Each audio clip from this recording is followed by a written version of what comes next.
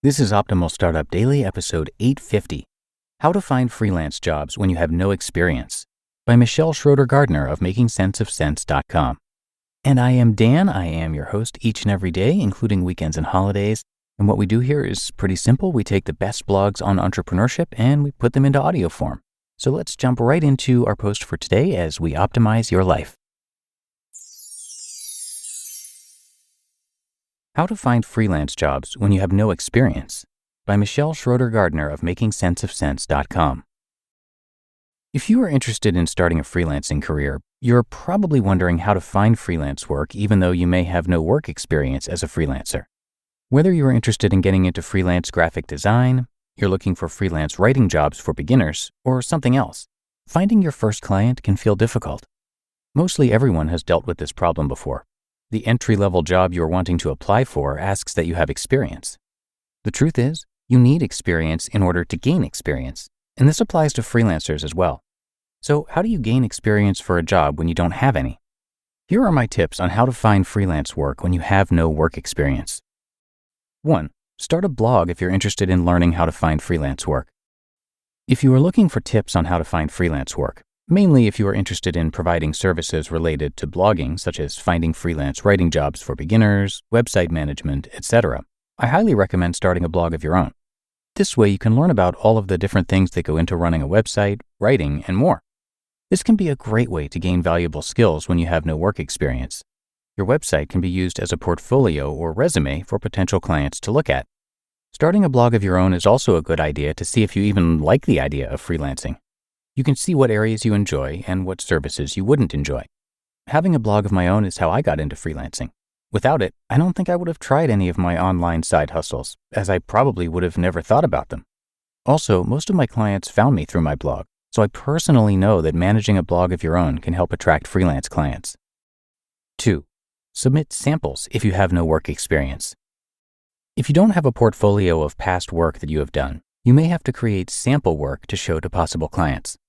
This is something that many people skip, but it's very important if you're interested in learning how to find freelance work. Extra work may be needed, but it'll pay off in the end. For example, if you're interested in finding freelance writing jobs for beginners but have no work experience, I would recommend that you create a few sample articles to send off to possible clients. This way they can still see your writing style and see if you would be a good fit.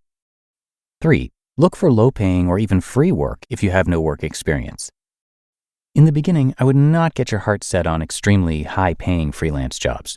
Those are usually reserved for those with experience. In the beginning, you should be more focused on getting your name out there, gaining valuable experience, and building your portfolio. You may have to take low-paying or even free jobs in the beginning in order to do this. Don't be scared, though.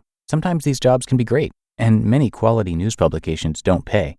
Writers who accept these type of jobs realize that getting your name out there and gaining experience is sometimes more important than payment.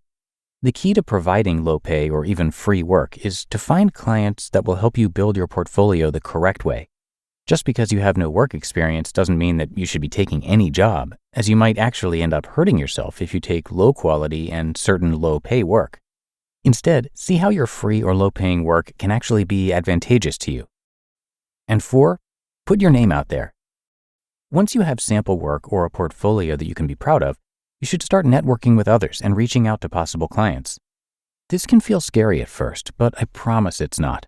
You should search freelance job boards, such as on ProBlogger, find clients on Odesk or Elance, become active on forums where clients that you want to work for often are.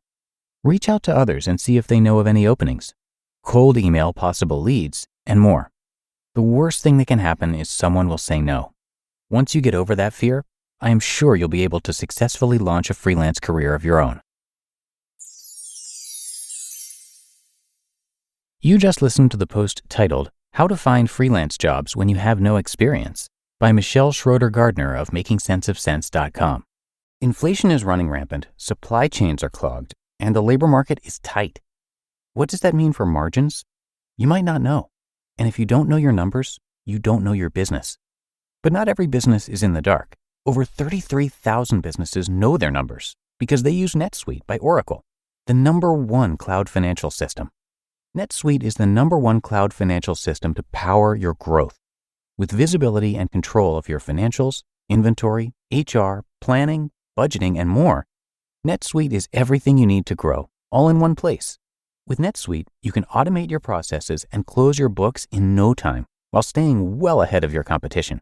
In fact, 93% of surveyed businesses increased their visibility and control after upgrading to NetSuite.